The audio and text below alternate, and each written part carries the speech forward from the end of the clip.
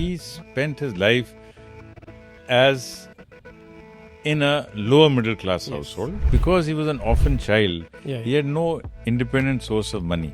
Once when he asked him that why haven't you included your name for the class picnic, he says, I'm not too interested. And then he says, but do you have the money? So he checked his pocket and he found that Lal Bahadur had only 1 paisa with him, whereas the contribution for that picnic was 1 anna, which in those days used to be 6 paise. Our national movement was not just national movement for political freedom.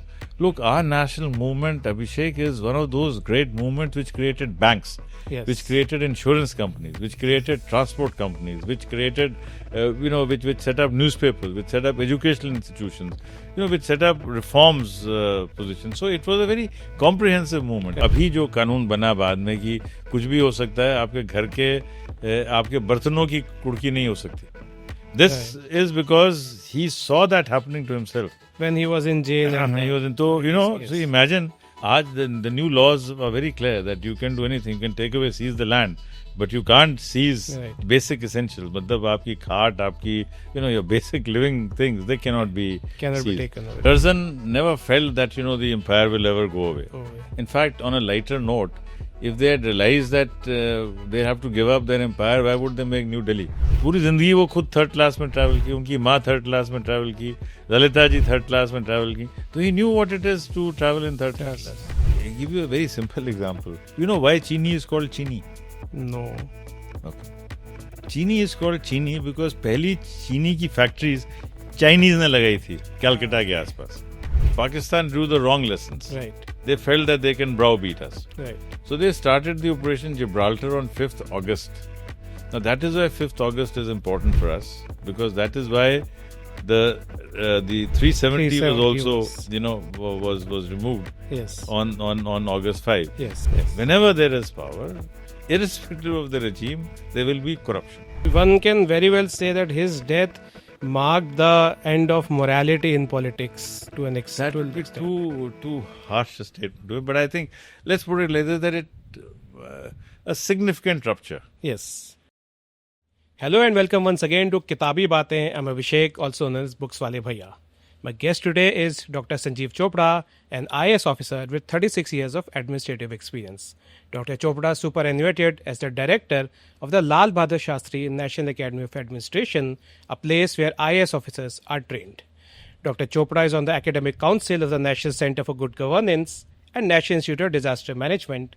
He is also columnist for The Print and is also the curator of the Valley of Words Literature and Arts Festival in Dehradun. Dr. Chopra, it's an honor to have you on Kitabi Baatein. Thank you, Abhishek. Acha lag raha. It's good to see you here. And today, friends, it's a special episode because not only is my guest special, but the person with whom I'm going to talk is also very special. We'll be discussing today about Lal Bahadur Shastri ji, a person who, if you ask any Indian, would say one of the best prime ministers ever, but very little is known about him. We all label Lal Bahadur Shastri ji as a reformist, as a simple man who gave the slogan, Jai Jawan, Jai Kisan. And as I read Sir's book, The Great Conciliator, Lal Bahadur Shastri and Transformation of India, I realized how little we know about this man who was undoubtedly one of the best prime ministers India ever had. Sir, many congratulations on the book. I recently finished this book and realized that he was a great prime minister, a great leader, someone who had a very high moral compass, but unfortunately very little is known about him.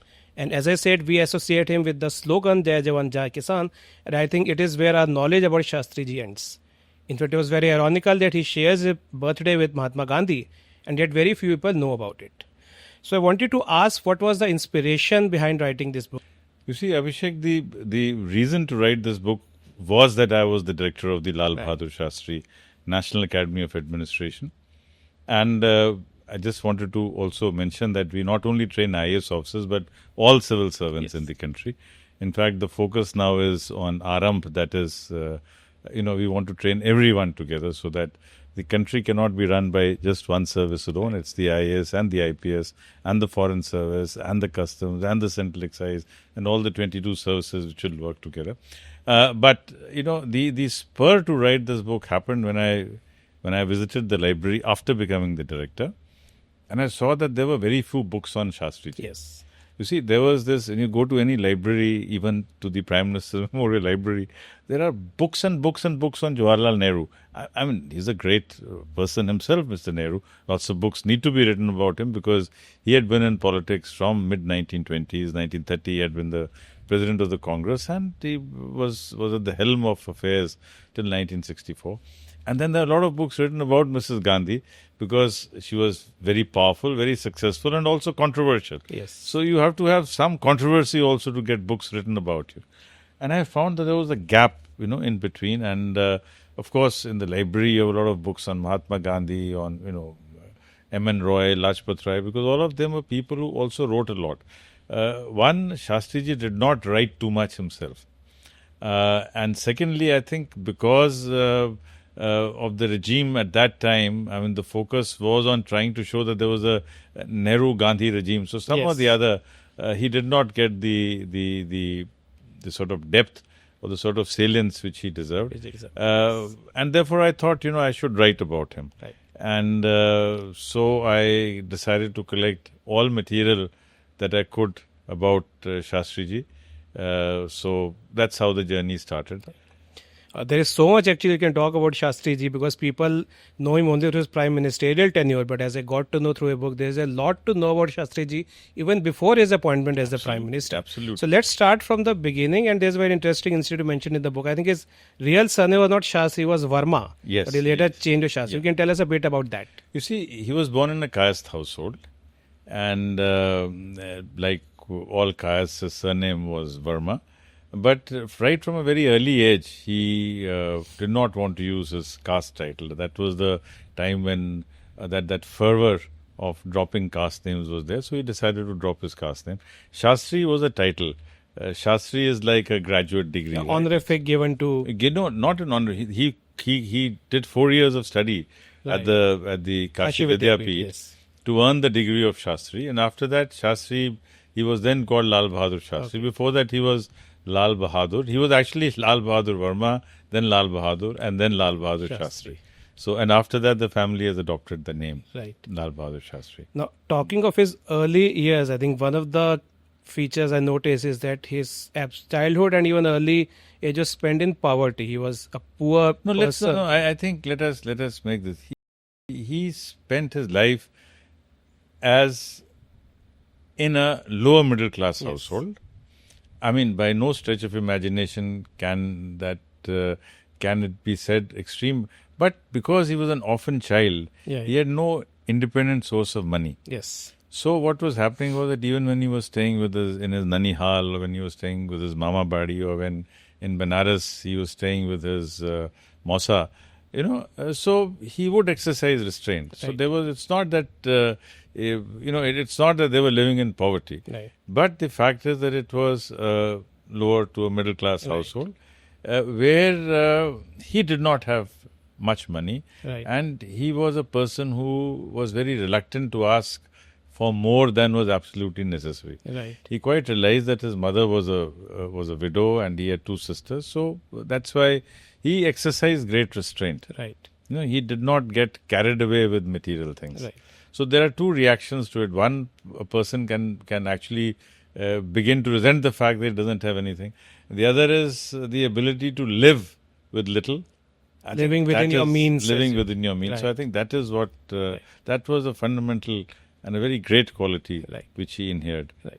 So you called him the Great Conciliator, and which is the title of the book. And I also realized that in all the roles he took, even before the prime ministership, to me he also appeared as a reformist. Wherever he went, he made many reforms, economic, political, social reforms he talked about, something which came to the forefront much later when India started talking about admin reforms or economic reforms. So that was one of the characteristics which was missing from the public discourse. So if we start talking about a bit about his earlier years in politics and how you think that shaped him into what he became.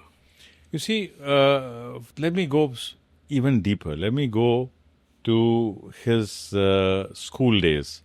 He was in the Harish Chandra High School in Benares. Now, Harish Chandra High School, in fact, there were 3 types of schools those days. There were missionary schools, there were government schools, and there were schools which were set up by Indians, Bharatiyas, to promote their philosophy and their culture. So Bhartendra Harishchandra had set the school, and it is a school where still no fees is charged till class 10th. I visited that school. Oh, okay. I visited that school, Right. to see the thing. They have, of course, displayed Shastriji's name very proudly and very prominently. So his teacher there was a person called Nishkameshwar Mishra. So Nishkameshwar Mishra, as his very name suggests, was actually a karma yogi, and he was the scout master, also the English teacher of the school, and he developed a liking for Shastriji because Shastriji used to be the monitor, used to manage everything. And once when he asked him that, why haven't you included your name for the class picnic? He says, I'm not too interested. And then he says, but do you have the money? So he checked his pocket and he found that Lal Bahadur had only 1 paisa with him, whereas the contribution for that picnic was 1 anna, which in those days used to be 6 paise. Right. So from that day he said that, okay, now you start coming to my house and you start giving tuitions. Basically, that was a way to ensure that he gets a full meal every day. So that's how, this relationship developed. And Nishkameshwar Mishra was a very great patriot. He is the one who instilled in him the stories of, because the stories of our freedom fighters, the stories of, he would quote and give examples from the scripture. So that is how, his personality evolved. And his other class fellows were also there. Alagurai Shastri, Kamalapati Tripathi, Rajaram Shastri. Rajaram and Alagurai became Shastris with him. So that time Alagurai, that time Rajaram. So it was and let's also remember that, what was the political fervor in those times. Right. You see, Abhishek, when you have to write history, then it is one thing to say that he was born on 2nd October 1904. It's a very plain statement. Yes. But actually, we got to realize that he was born in 1904 at Mughal Sarai. So we have to capture the spirit of Mughal Sarai, and we have to capture what India was like in 1904. And let me tell you that, 1901, if you looked at India, at that point of time, the British Raj was at its peak. Yes. Curzon never felt that, the empire will ever go away. Oh, yeah. In fact, on a lighter note, if they had realized that they have to give up their empire, why would they make New Delhi? Because when they made New Delhi in 1911, inaugurated in 1929, and they were able to rule from New Delhi in less than 20 years, Yes. right? So if a person knows what's going to happen. So in fact is that, at that point of time, the British Empire thought it will never end. Right. But from 1903, the cracks had started appearing because the Congress started noticing that there is a lot of agrarian distress. Famine has been happening in the country, and Curzon was spending very extravagantly on the coronation darbar, which hurt them, which felt that, why are you spending so much money on a useless celebration when the country is suffering? So that first moment of resentment, that had started happening. So the speeches of the Indian National Congress presidents from 1903, 1904, 1905 started reflecting that change. Because he was in Benares, and because Benares was also the hub where a lot of this, this feeling of nationalism was Right. coming. This was the place of Madan Mohan Malviya. Yes. This was where Annie Besant, and all these people were also raising that concern. And this is where Mahatma Gandhi came in 1915. And he was just 11 years old at that time when he first saw Mahatma Gandhi. But such was the electric personality of Mahatma Gandhi that, the whole town was mesmerized. And Mahatma Gandhi questioned the VVIP bandobast which had been made for the viceroy. He says, he's coming to university, why all this? Right.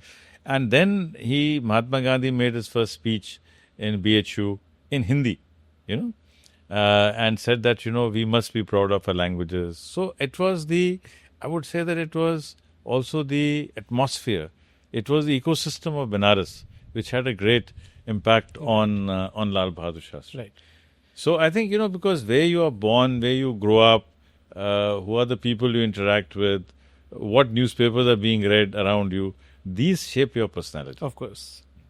As you mentioned about two things, the agriculture point which you mentioned, and as I got to know from your book, I think if someone asked me today who's the best agriculture minister, I would say it was Lal Bahadur Shastri. He did a lot for... No, he was not the agriculture. Not the agriculture, but the reforms he introduced. The reforms he introduced were far-reaching. Far-reaching, Right. and that for the agriculture, you see, one great thing that I noticed that I would say is that, Shastriji's was he acknowledged the role of Subramanian. Yes. He acknowledged the role of Mr. Y.B. Chauhan, who was the defense minister. Right.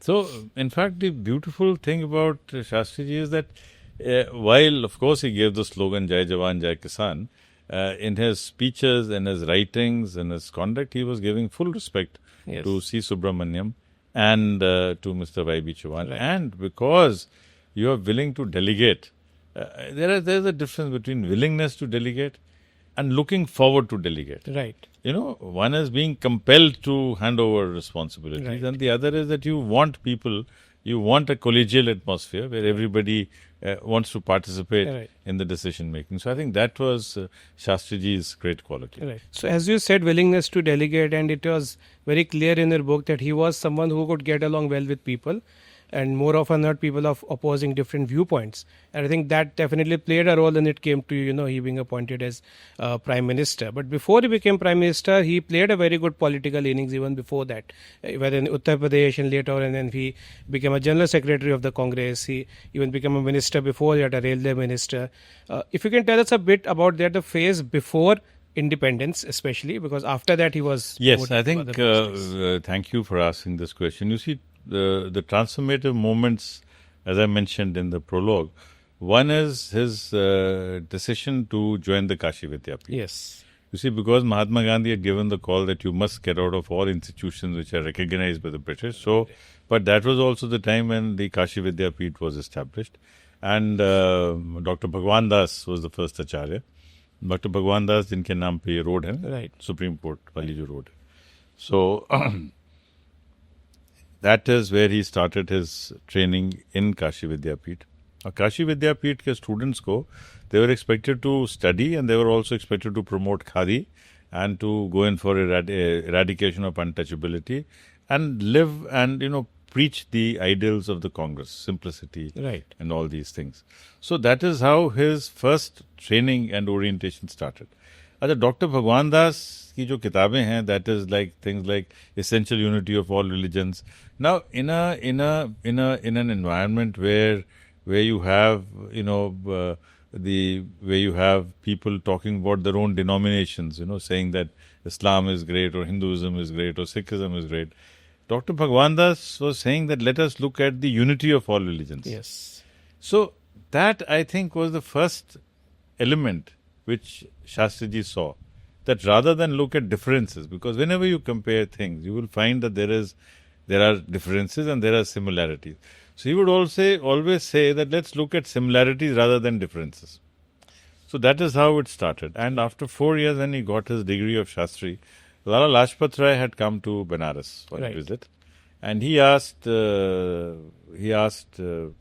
Acharya, Dr. Bhagwan Das. He must have been a good friend of his because they were all very prominent Congress leaders. I mean, Lajpat Rai, Lal Bal Pal were the most prominent leaders of the Congress. Of course. So he told him that, I'm looking for some volunteers to help me set up the Servants of People Society, Lok Seva Manch. Now here I want to recall that when Gokhale had become the president of the Congress, he had started the Servants of India Society Yes. in Pune. Because as Congress presidents, they realized that apart from their own speeches, apart from their own work, they also need an organization to carry out their ideas, and therefore it was like a civil society organization, stroke NGO, stroke internship, stroke apprenticeship, something of that sort. So Right. was set up but he was doing it in Pune region, and Lajpat Rai ji started doing it in Lahore, which was the most prominent part of Punjab at that Yes. point of time. In fact, at that point of time, Lahore was bigger, better than Delhi. I mean, Delhi was a poor cousin to Yes, correct. to Lahore. So Lal Bahadur Shastri ji got his first job or internship or voluntary assignment, because they were not really employees. They used to get a stipend of 80 rupees a month in those days, which was okay. Which is okay. So he got his first appointment with Servants of People Society in Lahore. And first year he was asked to read, study, go to the Dwarkadas library. Obviously he was very young at that time and too junior in the hierarchy, because although Lajpat Rai ji has written a lot, but I have not found any reference to him in that thing. But anyway, he was there. And then after Lajpat Rai ji died, you know the famous incident when he died, and after that, Bhagat Singh wanted to take revenge, and the whole history was different. So, Purushottam Das Tandon was invited from Allahabad by Lajpat Rai ji to head the Punjab National Bank, because Lala Lajpat Rai had felt that there are the imperial banking structures, but our Swadeshi must extend to banks. And in fact, yesterday only I was at the Union Bank of India and I was giving them a talk, and I was telling them that, look, your bank was also started by Seth Sheetal Prasad Poddar. Lala Lajpat Rai ji was setting up a bank. So what was happening was that our national movement was not just national movement for political freedom. Look, our national movement, Abhishek, is one of those great movements which created banks, which created insurance companies, which created transport companies, which created, which set up newspapers, which set up educational institutions, which set up reforms positions. So it was a very comprehensive movement. Correct. Just to say, I mean, it will be very wrong to say that they were only in politics. They were doing many things, like Kashi Vidyapeeth, Wardha Academy, Hindi Academy, बहुत सारी चीजें हो रही हैं. It was sort of decolonization, which was beginning. Actually, the first aspect. So वहाँ he came and joined as the general manager of the Punjab National Bank. And Lala Lajpat Rai ji was the chair of the Punjab National Bank, heading the Servants of People's Society, also the Lakshmi Insurance Company. So these were some of the things. Then he was editing his newspaper, the Punjabi, and Dwarka Das Library. So he was a very prolific leader in his own right. Right. So, but when he died, then Purushottam Das Tandon took over as the president of SOPS, Servants of People's Society, and he shifted the headquarters from Lahore to Allahabad, which is the region in which Lal Bahadur Shastri ji, his father was there, but after his father's death, the family had moved to Mughal Sarai. So this is the same region, that Eastern UP, Ganga ke kinare, Allahabad, and You mentioned about Allahabad. In fact, many prime ministers, 7 out of 15 you mentioned, had some sort of relation with Allahabad. So it was an important city when we say it comes to Indian politics. In fact, Allahabad was also just as the British shifted the capital from Calcutta to Delhi, because Calcutta had become very political. Similarly, they shifted the capital of UP from Allahabad to Lucknow. Because Allahabad was the center for the university, was the center for the High Court, whereas Lucknow was a more laid-back city. Lucknow was a feudal and a more refined, they were not political. Yes. Allahabad was very, very political. So I think that was the reason why the British shifted the capital of UP, United Provinces, from this place to Lucknow. So anyway, to cut a long story short, that is how he came from Lahore to Allahabad. And it was here that he got the first taste of how different were two of his icons. Because Purushottam Das Tandon was very fond of him. He was working for Purushottam Das Tandon. But the major hero of those times, I mean, in public persona, Nehru was very, very popular. Yes. And he was very fond of Nehru, he was very fond of Tandon. And both of them liked him. Yes. And they did not get along with each other. Yes. And they both knew that he's a neutral person. So sometimes they would, tell him to go and tell him, don't do this. Right. So it's a very interesting that conciliatory situation. Thing, it started there itself. We could see the traces, how he approached, he reached out to those people. Yeah. So one of the things that I said, I would say one of the unsung achievements to an extent, because it's restricted to Jai Jawan, Jai Kisan, was the reformation in agriculture which he did. And in fact, he was there at the time of Green Revolution, which was somewhat started. Let me just tell you, Abhishek, क्या हुआ था कि 1935 में the Congress had set up an agrarian reforms committee. Right. Each unit of the Congress had been asked to do it. So he did it for the UP Congress. So, but that report is a very comprehensive report. Mm-hmm. It's like a PhD thesis. Right. It's available on the net and one can go through it. उसमें Shastri ji did a complete analysis की land holding patterns क्या थे, right. जमींदारी क्या थी, तालुकदारी क्या है, sir land क्या है, कितना एग्जैक्शन है, रेंट क्या है, रेवेन्यू क्या है, और कैसे कैसे, I mean, how the talukdars and the zamindars are increasing the rent whereas the revenue is not going up, and they were, making life very difficult for the poor farmers, the tenants, and things. So he made a complete analysis, and he gave this the whole concept of fair prices, the whole concept of, in fact, even MG Narega, Right. that right to work hona chahiye. In fact, his thoughts are very. In fact, he also suggested that he also suggested the concept of minimum land holding, Yes. which we have never really. No. He said that after a certain size, land holding will become uneconomic. Therefore, it is much better that, in fact, that is how the whole concept in Europe and other places was starting. Ki mortgage karo, to agar if the land has to be divided, let one person take the land, Yes. and let there be a long-term loan that he gets so that he can compensate the other members of the family. So all these things were Even there. the MSP, the minimum support MSP, price, yes. minimum support price, minimum the rights for the workers. So all these things were very much a part of this study report. Right. And I think because much later I realized that his understanding of rural India was based on empirical reality. Right. See, again, if you notice, Rajendra Prasad ji was asked to document the Champaran. Yes. Sardar Patel had been asked to look into the Kheda. I mean, into the farmers' protests over The there. Kheda सत्याग्रह आंदोलन. खेड़ा सत्याग्रह आंदोलन. तो क्या होता है कि जब आदमी ground reality के साथ जुड़ के, Right. so, and that is one very major difference that you find in these people, because they actually worked with peasants. Yes. It is one thing to say that I work with the peasants, so my heart beats for them, but it's another thing to actually go and work and then understand कि Right. क्या हो रहा. In fact ये जो अभी जो कानून बना बाद में कि कुछ भी हो सकता है, आपके घर के आपके बर्तनों की कुड़की नहीं हो सकती. This is because he saw that happening to himself. When he was in jail. and He was in, so, so imagine, the new laws are very clear that you can do anything. You can take away, seize the land, but you can't seize Right. basic essentials. मतलब आपकी खाट, आपकी, your basic living things, they cannot be Cannot be seized. taken away. Right. So a lot of things happened because he and all his अब जैसे third class में पूरी जिंदगी वो खुद थर्ड क्लास में ट्रैवल की, उनकी माँ थर्ड क्लास में ट्रैवल की, ललिता जी थर्ड क्लास में ट्रैवल की, तो he knew what it is to travel in third class. So his statement of so his was a genuine third class. Right. And he introduced a lot of reforms, proposed the reforms in the railways railways as well. Because एक चीज शायद सुनने वालों को पता नहीं होगी, we talk about the glorious railways.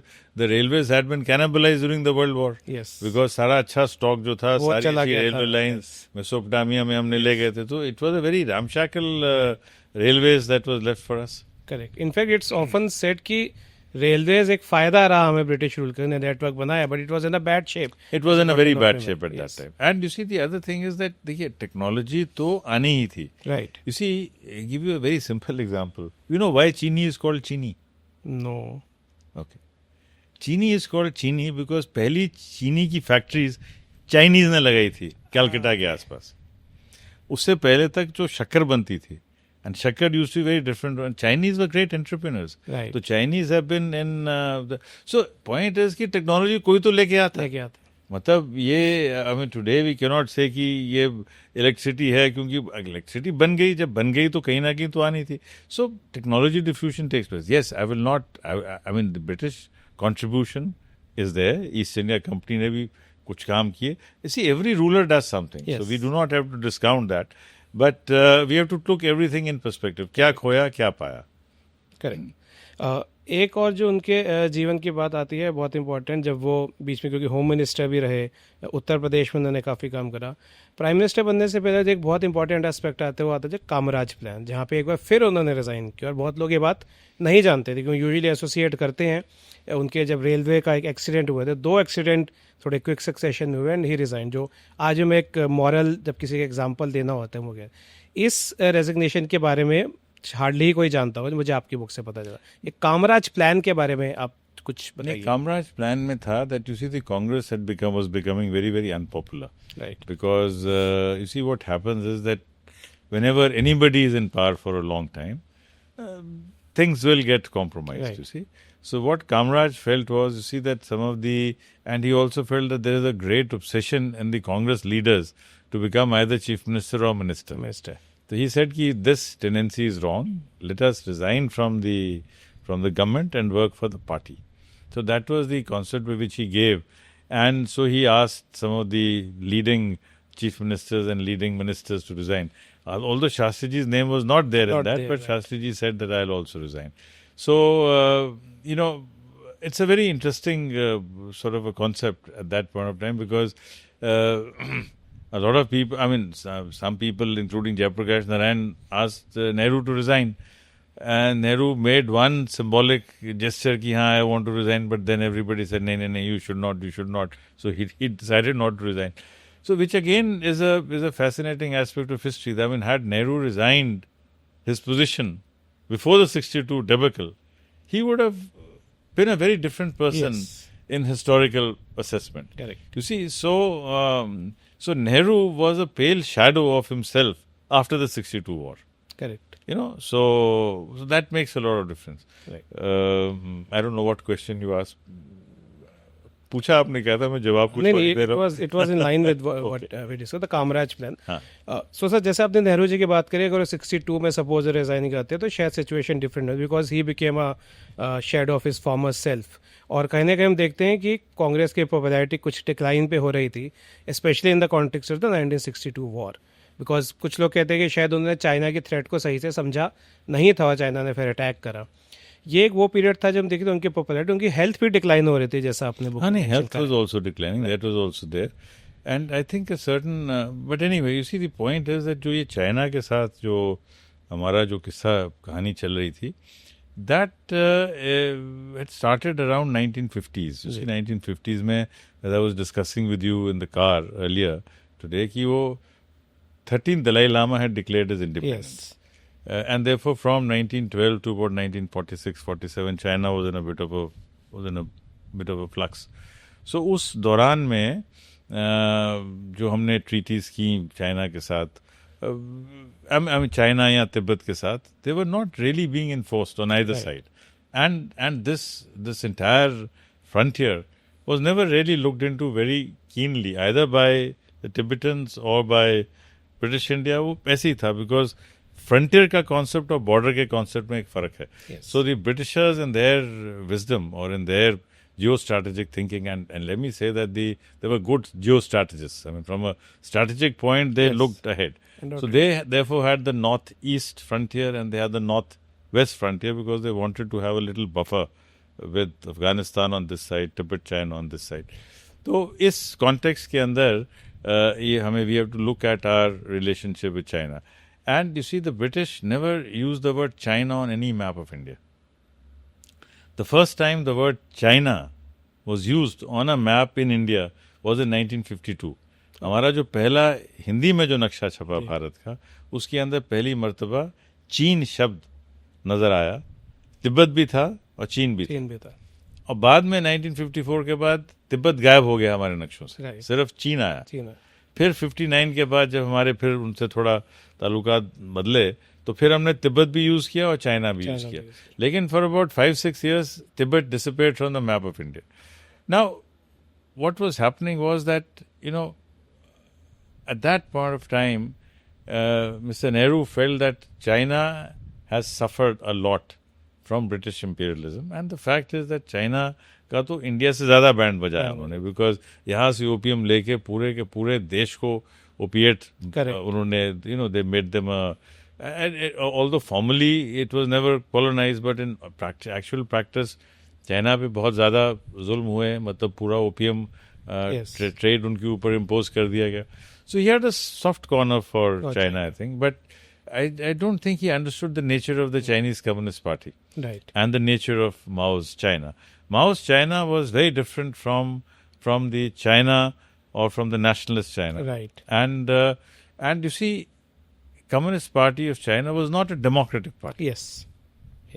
So, you have something like a dissonance among regimes.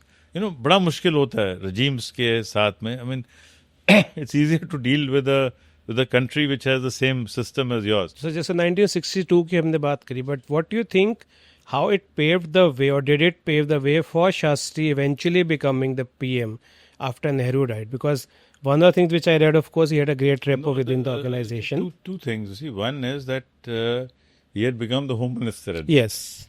Every home minister is a natural successor, because natural successors में देखिए home minister होगा, finance minister होगा, external affairs minister होगा. These are the big four. Right. Defense, home, external affairs, maybe agriculture. But I mean, these are the 4 or 5 important departments जिनसे succession planning clear हो जाती है. And because he had been the home minister, therefore, he understood, when you are home minister, you understand the entire bureaucracy. Correct. You understand the entire system, because the entire IAS, IPS, they're all reporting to you. So you get a perspective of the country, which maybe in other departments you will not get. But more than that, you see, he had been the home minister, then he had resigned, and then he was again asked to become minister without portfolio when Nehru was not keeping too well. So in a way, his succession was being, I think, by the early 60s, most newspapers, most foreign correspondents, whether it was Willis Sankson or whether it was Dom Morris, they were all thinking he was certainly amongst the forerunners who would make it. And there, you see, when it comes to the choice of leadership, Congress में तो शुरू से election तो हुआ नहीं. Right. It has always been, they've tried to build consensus. इस consensus वाले issue में, it does not, nobody should be very opposed to you. Yes. There's a difference between being very popular and to not be unpopular at all. There's a difference of the two things, right? So, Mr. Morarji Desai may have been a lot of people may have liked him. Right. But there were a lot of people who could not get along with him at all. Yes. Likewise with Mr. Menon or with Mr. K.D. Malviya, I mean, they would have had there on the left wing, had a lot of support, but there were a lot of people who were opposed to them also. Right. So, Mr.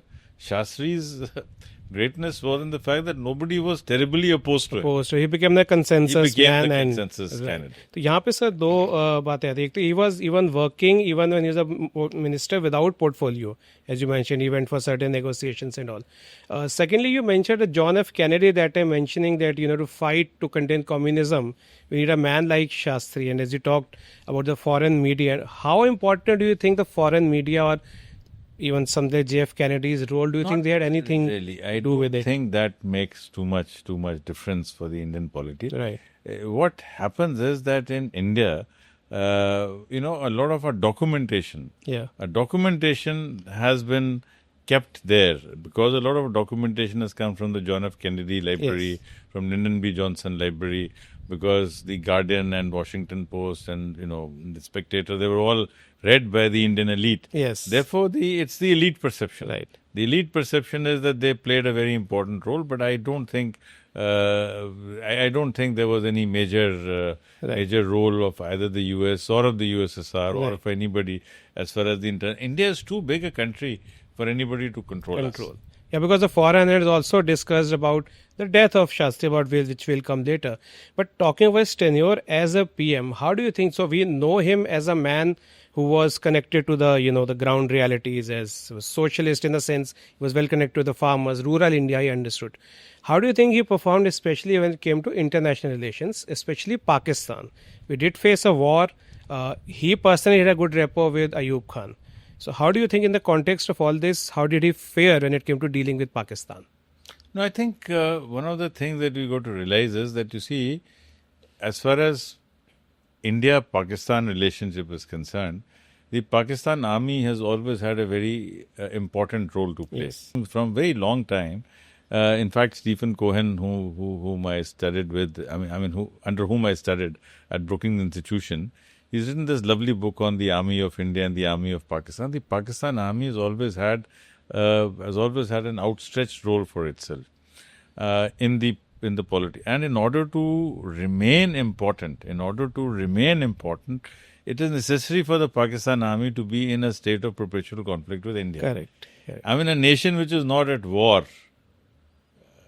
they'll continue to respect their army chiefs and their naval chiefs, but the real rutba of the Fauj will only come if the nation is at war. It was. And Correct. if the nation has resolved its problem, then the rutba of the army goes down. It goes down. Correct. So, in the case of Pakistan, it is very important for the Pakistan army to keep a conflict alive. Yes.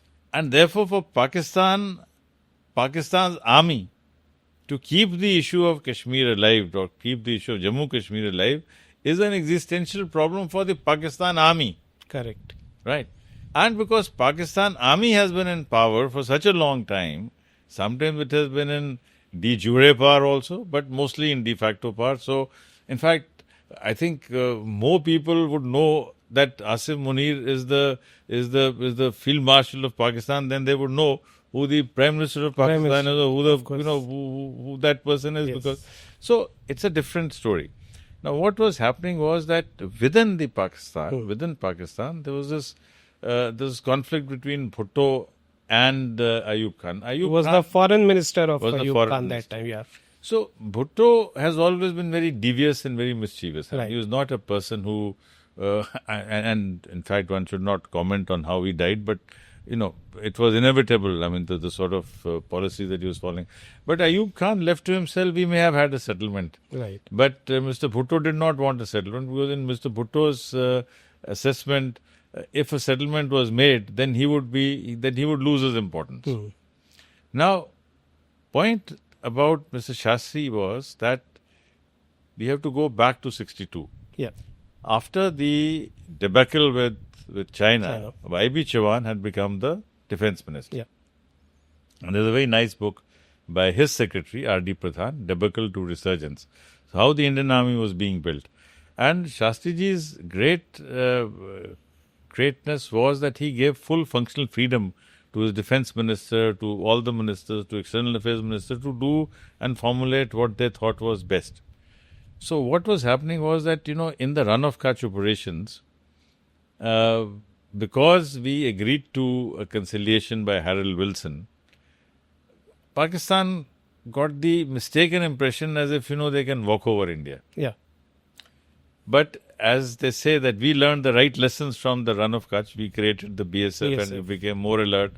Pakistan drew the wrong lessons. Right. They felt that they can browbeat us. Right. So they started the Operation Gibraltar on 5th August.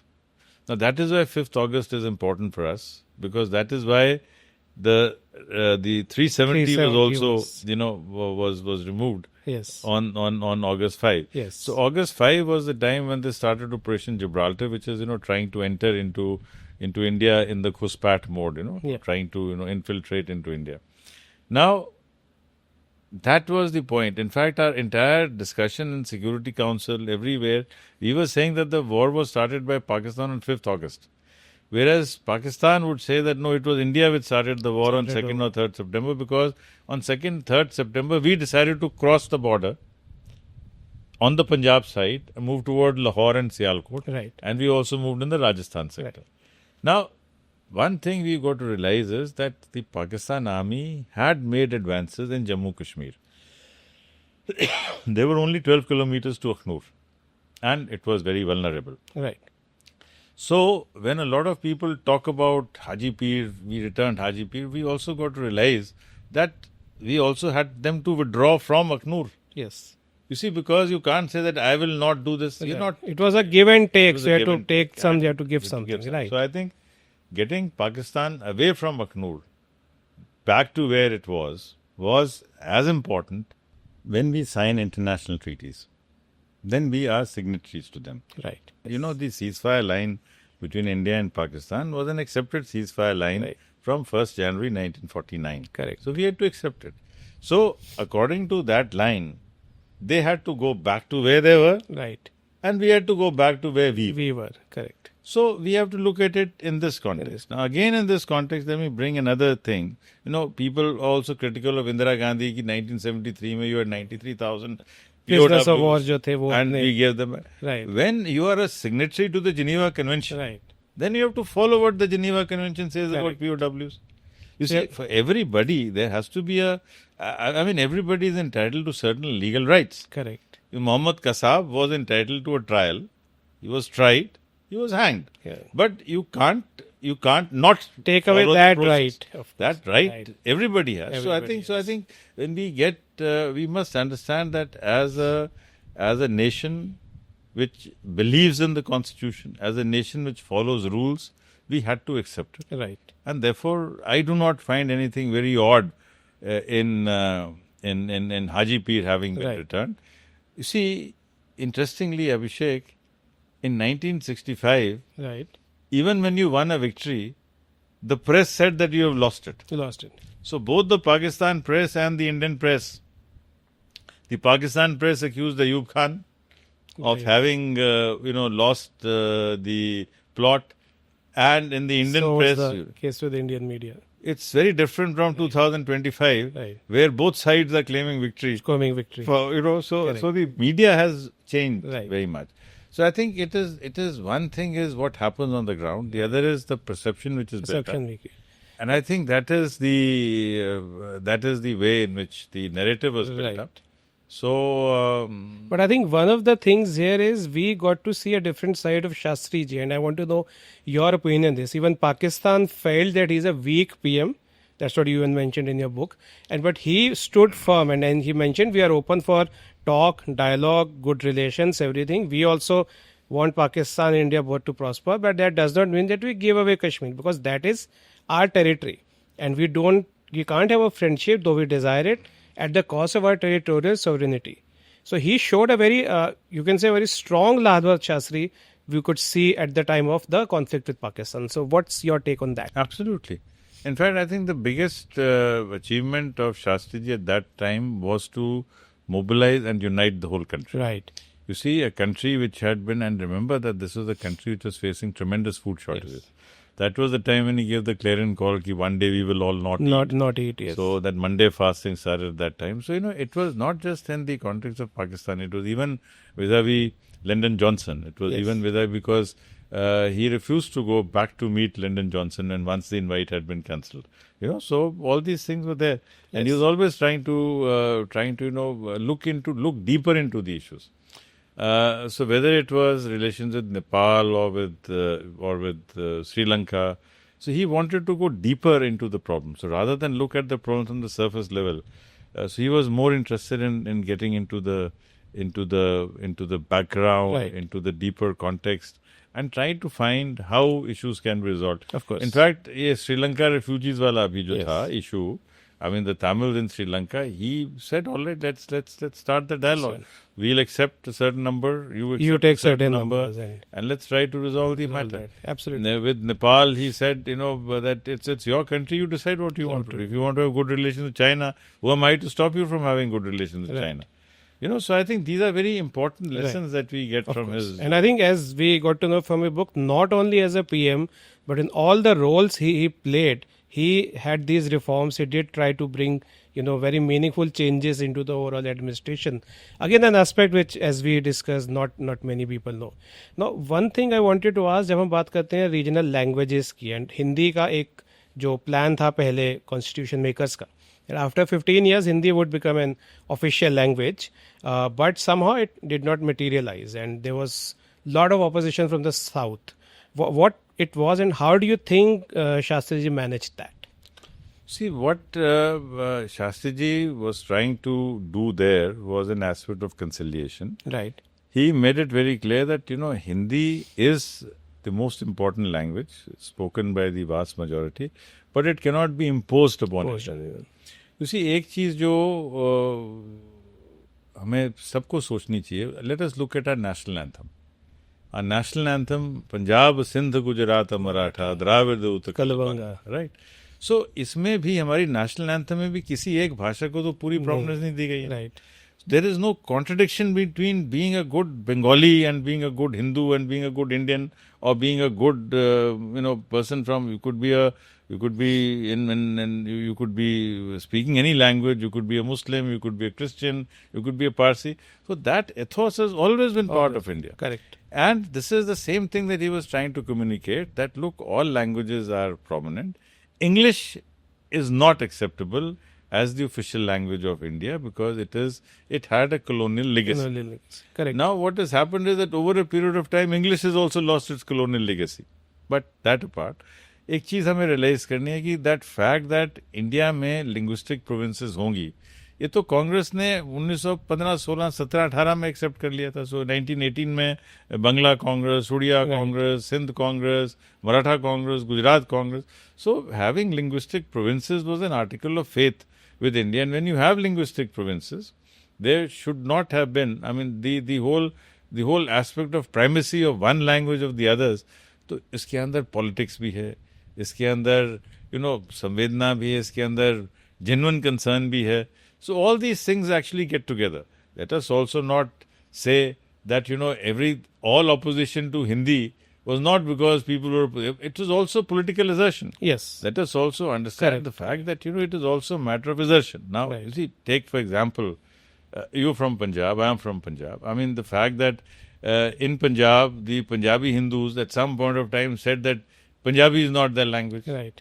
That was totally wrong, because if a Gujarati Hindu has Gujarati as the language, why should a Punjabi Hindu say that this is not his language? Not his language. So it was not language as such, it was the politics behind it. It was because a certain group felt that they are being dominated. It was also a clash between the Akali Dal on the one hand and the RSS and the BJP, not BJP at that time, Janasangh, and the Hindi press and the Punjabi press at that time. So चीज क्या स्वरूप लेती है, वो बिल्कुल अलग होता है. Now it is not that the mass was opposed to Hindi, but in order to remain in power, in order to show that you are different from the Congress party, the DMK had to do something. So C. Annadurai had to do something. So half the time, opposition is also created because it is created. I'm not going into the merits of or demerits of the case. What I'm saying is that Shastriji understood that here is a problem. Yes. Here is a problem. This problem can only be resolved by understanding, and more understanding.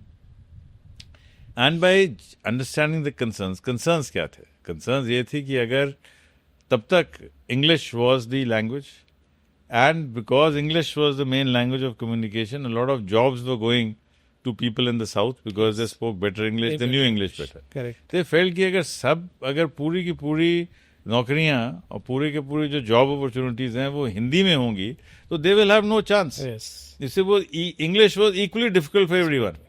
English was equally different for everyone. So whether it was a person from Punjab or from Calcutta or from सबके लिए alien language है. Alien था. बिल्कुल. लेकिन Hindi was it would have been easier for a person from Benares and Allahabad and Agra. In the heartland. Right. So they felt that this is the domination of Hindi heartland over the others, and that is why even in Bengal there was opposition. Yes.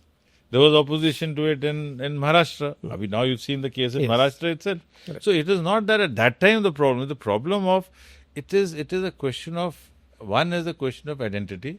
The second is also a question of assertion and getting political power. And everybody would like to have political power.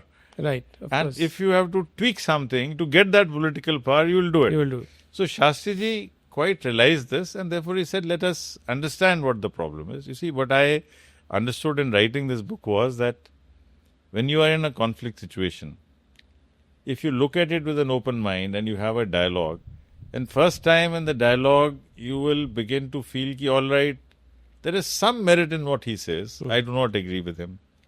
Second discussion, you will say, all right, there is merit and perhaps I can do this.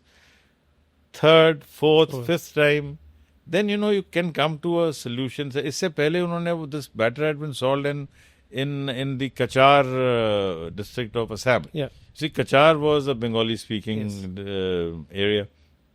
And in Assam, the Assam government wanted to impose Assamese over there. So then the compromise formula had been found there also, that all right, insofar as Kachar is concerned, the Bangla will be the medium of instruction, and communication from the Assam Secretariat to Kachar will not be exclusively in Assamia.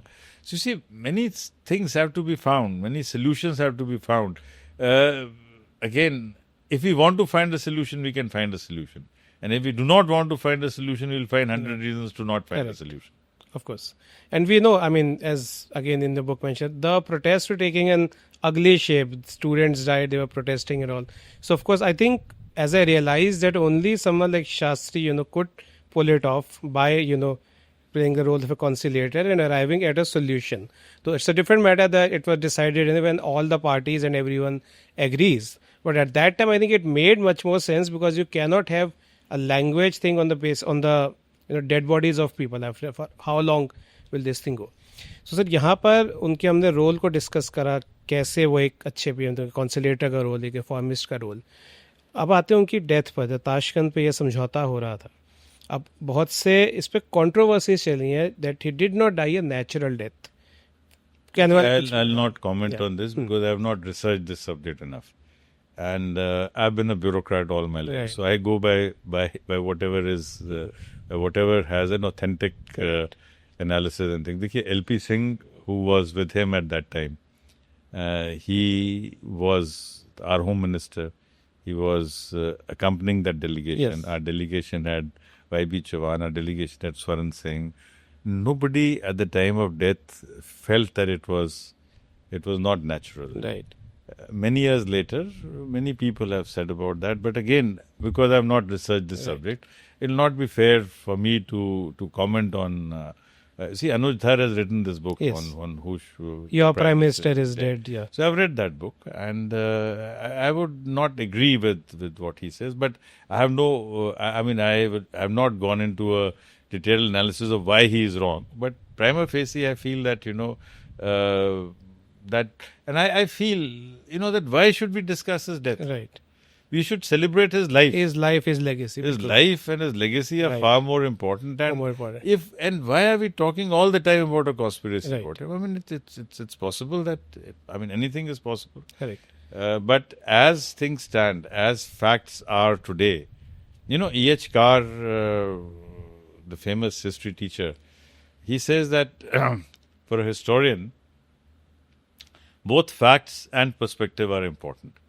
If new facts come to light, you Right. change your perspective. Right. On the basis of your perspective, facts will also be, your search for facts will also depend on the perspective that you have. Perspective, Any case, I was not looking into his death. I was always trying to celebrate his Right. life. But you mentioned one very important thing that you considered the authentic sources related to his entire life. And as far as you have read and researched, the authentic sources, they do not indicate a foul play. I think that in itself is That is LP important. Singh's analysis. Right. And so I think I'll go by what LP Singh said on this issue. So yeah, I think most important, as you said, we should celebrate his life and legacy, which of course, and as I noticed in a tenure of less than 2 years, what he did was remarkable. I think its legacy is something which will last forever.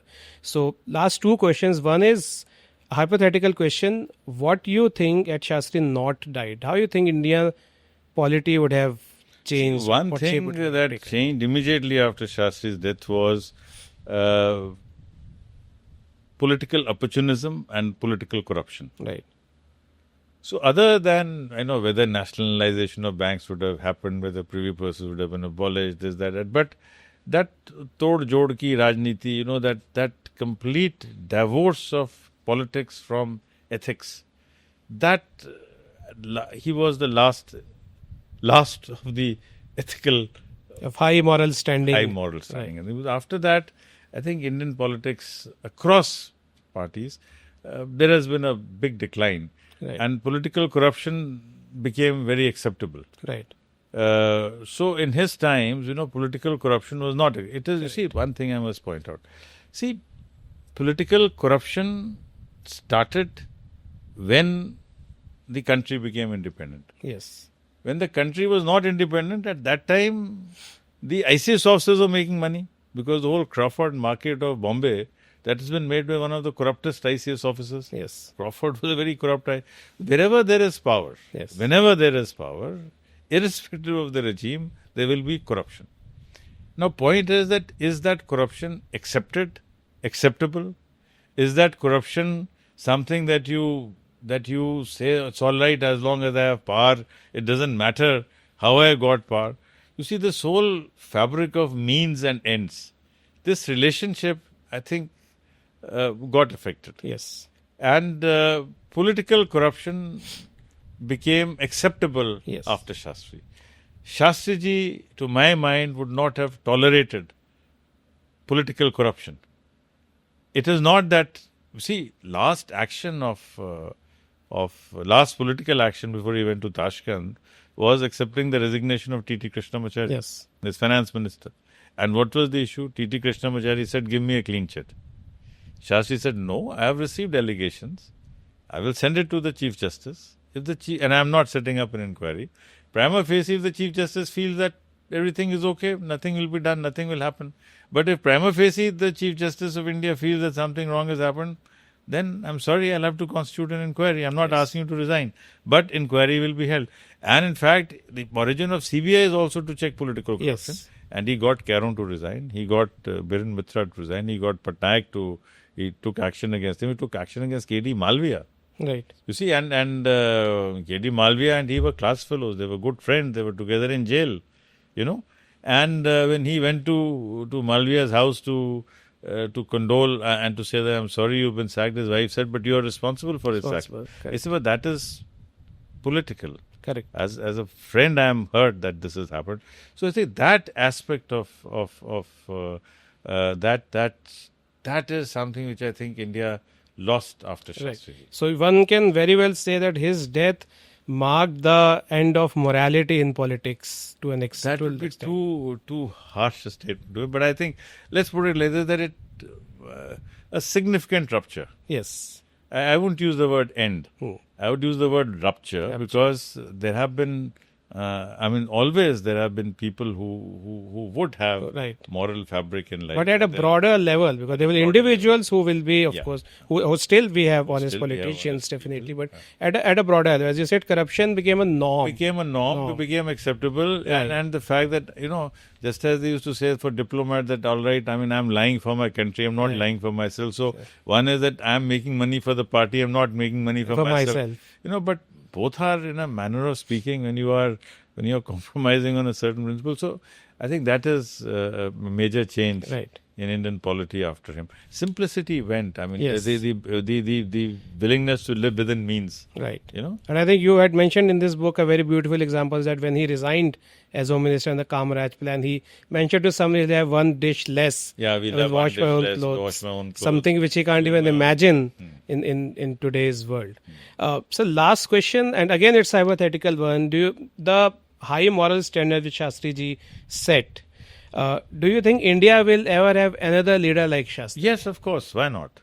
You are optimistic about it? I'm very optimistic. You see, because I must say that the most difficult period of India is over. You see, because now I find a lot of young professionals who are wanting to enter politics, who have earned money the legitimate way, and would like to contribute back to society. You see, what was happening was that in the 50s, 60s, 70s, before the Indian economy had opened up, what were the opportunities? And I'll give myself as an example. What were the opportunities in 1985? I could have been in the IS, I could have been a journalist in Times of India, I could have been a probationary officer in the State Bank of India, I could have been a management trainee in one of these corporate houses, but beyond that, no. I couldn't have been an entrepreneur. Today, you and many others are entrepreneurs, right? The startups. So if by 35, 40 you've made enough money and you want to put in your own money to do politics, why not? In fact, I was attending a seminar in Hyderabad and they want to do a startup for political funding, right? So all these things are happening. So why not? Why not? I think the next generation of this country, I'm very confident. See, one more thing, not related to Shastri ji, is the fact that the biggest change that you will find in the next few years is that urbanization is rising. Yes. Urbanization is growing, migration is growing, and women are participating in the education and workspace much more than ever before. Right. Now, when these changes will start happening, the old style politics of collecting votes because, you are my caste, I am your caste, that will end. Because urban politics of a metro has to be different than politics from a rural hinterland. Because in a rural hinterland, you can get votes in many ways. But in Delhi, you can't get votes by appealing to a particular caste. You'll have to show, you'll have to deliver law and order, you'll have to deliver roads. You will not stop criticizing a chief minister if roads are not good because she's from my community, Right. or I know her. You will have to be critical, and that's a positive Absolutely. change. So I think I'm fairly confident about Indian polity taking a better turn with the new generation in this country. Wonderful. I think optimism is the best note to end the podcast on. Dr. Chopra, it was a pleasure talking to you. I would say it was not just a podcast, it was a masterclass on Indian political history. I really enjoyed reading the book, and it's a book I strongly recommend to everyone who is interested in knowing the Indian political history and knowing about a man who should be widely read about. Thank you so much, Dr. Chopra. Thank you, Abhishek. It was a pleasure talking to you.